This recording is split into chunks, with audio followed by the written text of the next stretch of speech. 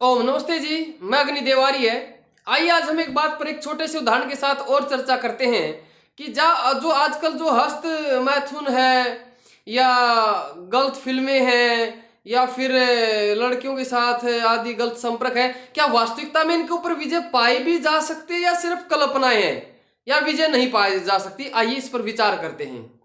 दो पहलवान हैं, एक का नाम सोमदत्त है, एक का नाम देवदत्त है। दोनों टक्कर के पहलवान हैं, दोनों में खूब कुश्ती होती है, लेकिन हर बार जीतता देवदत्त ही है। सालों से उनका अभ्यास कर रहे हैं, लेकिन सोमदत्त कभी देवदत्त पर विजय नहीं प्राप्त कर पाया और हर बार वो उसे हारता रहता है, लेकिन उसके साथ उसका लगातार अभ्यास भी चलता रहता है। एक दिन एक व्यक्ति ने सोमदत्त का हौसला बढ़ाया और कहा, अरे तुम क्यों नहीं विजय प्राप्त कर सकते? तुम हिम्मत से लड़ो, अंतिम आत्मविश्वास के साथ डटो, अंतिम तक प्रयास करो। विजेता कौन होता है?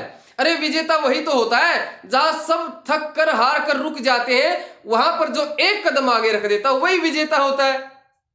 सिर्फ आप ये संकल्प सोचिए कि मुझे तो आज अंतिम तक अपनी पूरी ताकत के साथ आज लड़ना है, कुश्ती करनी है। सोमदत्त ने ये बात जची कि हाँ चलो ठीक है, मैं ऐसा ही करूंगा। देवदत्त की और सोमदत्त की दोनों की कुश्ती होती है, लेकिन सोमदत्त आज इस तैयारी में कि आज मुझे अंतिम सांस तक डटना है, पूरा आत्मविश्वास के साथ कि देखता हूं आज क्या होता है, मैं अपनी पूरी ताकत लगाऊंगा, मैं हिम्मत नहीं हारूंगा। सोमदत्त दोनों के साथ जब कुश्ती होती है देवदत्त की और सोमदत्त की, तो सोमदत्त विजयी हो जाता है। और ये सालों तक वो लगातार उससे हार रहा था, वो अपने से उसको शक्तिशाली मान रहा था, उसके सामने बस वैसे अभ्यास करता था कि शरीर गर्म हो जाए, लेकिन उसे हारना ही था ऐसा सोच कर के वो उससे कुश्ती लड़ता था। आज उसको विजय प्राप्त हुई तो बड़ा आश्चर्य हुआ, उसके अंदर बड़ा उत्साह हुआ, अरे मैं विजयी हो गया। और जैसे उसका उत्साह बढ़ा तो अगले दिन की फिर तैयारी करता है, चलो कल फिर देखते हैं दंगल में, फिर देखते हैं अखाड़े में कि आज क्या होता है। अगले दिन फिर वो और उत्साह के साथ कहते उत्साह तो बहुत बड़ी चीज है, फिर देवदत्त से कुश्ती करता है और अगले दिन फिर विजय प्राप्त कर देता है। तो अब क्या होता है, अब सोमदत्त का निरंतर उत्साह बढ़ता है, उसकी शक्तियां बढ़ने लगती हैं, उसका व्यायाम बढ़ने लगता है, उसकी खान पान की चीजें बढ़ने लगती हैं और वो देवदत्त को अब दोबारा जीतने नहीं देता।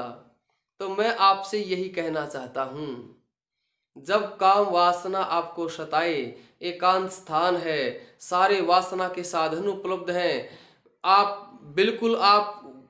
अपने शरीर से गलत क्रिया करने वाले हो, अपने हाथ से कुचेष्टा करने वाले हो, लेकिन आपके मन में आता है कि नहीं मैं नहीं करूंगा, आज मुझे देखना है मेरे अंदर कितनी ताकत है। और यदि ऐसे समय में आप काम वासना को फिर कहता हूं ललकार देते हो और आप हस्त मैथुन आदि नहीं करते हो, तो समझ लेना आप जीवन में कुछ भी कर सकते हो।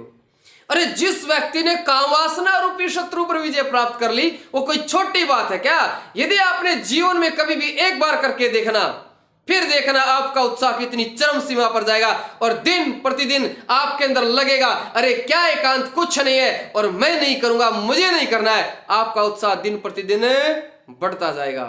तो मैं उम्मीद करता हूं कि इन बुराइयों से छोड़ो और निकलो, फिर संकल्प लो और फिर एक नए जीवन की शुरुआत करो।